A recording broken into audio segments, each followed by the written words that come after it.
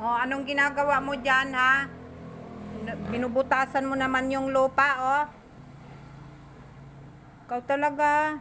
Sinira mo yung mga pananim ko. Oh. Oh, ito talaga, oh. Oh. Nainitan siguro to. Pero pinaliguan ko yan, eh. Binutasan yung lupa, yung mga pananim ko ay yan. Wala na yung mga putos. Oh. Diba sabi nila pag nagbubutas yung aso, hindi maganda, yung parang malas daw. Tama ba yan? Kasi ang iba pinapagilitan yung aso, eh. Pag ganyan, yung nagbubutas ng ano.